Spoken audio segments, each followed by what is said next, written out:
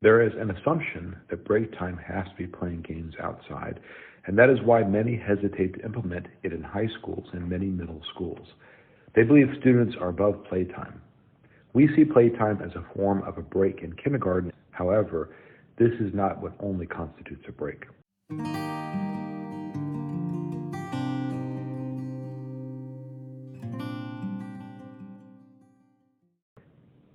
Others argue that it is not play that we need, but the freedom that comes from playing. This includes the freedom to take risks in an unmonitored environment, freedom to fail and not have consequences, freedom to show your other side while not in the classroom, and freedom to not be graded on their every effort. There are only 5 states in the United States that have a legislative mandated recess time. These are Connecticut, Indiana, Missouri, Rhode Island, and Virginia. Many argue that recess is the only time that many impoverished youth can have some physical activity. We see the detriments of not having any exercise in the obesity rates of many American children. Using data from a CDC survey, obesity rates in youth approach 19.7%. That is 1.47 million children and adolescents ranging from ages 2 to 19. Most of these children are likely to also remain in this state of obesity until adulthood. The survey also highlighted that obesity disproportionately affected impoverished minority groups. The reason that Americans have shorter recess is because of our daily academic rigor.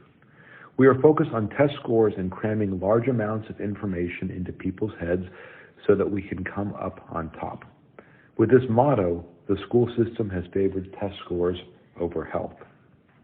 However, if we take a look at Finland, their test scores are higher than ours. But why? This is because kids have more time to be kids there. Additionally, Anthony Pellegrini, author of Recess, Its Role in Education and Development, argue that breaks don't have to be held outside. The author argues that when the teacher leads the break, it loses its meaning. Free play allows students to deepen connections and recharge. Once they returned to class, they were more able to focus on their schoolwork. And although Finland's test scores are higher than ours, this cannot be the argument that encourages the use of breaks. As we look at South Korea, we see their PISA test scores were higher than US and Finland's test scores. And although their success comes from their rigorous education system, this greatly impacts kids.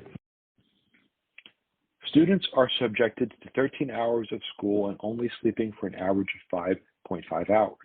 However, these long hours of school without breaks and short amounts of sleep affect students' ability to retain information. We can also see the impact of these rigorous systems in the rates of suicide in South Korean communities. According to WiseVoter, South Korean youth suicide rates 28.6 per every 100,000 people, and this in part arises because of the constant high standard of the education system. In contrast, Finland's suicide rates are 15.3 per 100,000, not much different than Finland's. United States suicide rates are 16.1 per 100,000. In conclusion, taking breaks has been shown to increase students' attentiveness in the classroom, leading to an improvement in school performance. Adding breaks into the school curriculum would also decrease the impact of the toll this issue takes on impoverished communities. This could also lead to a decrease of youth suicide rates.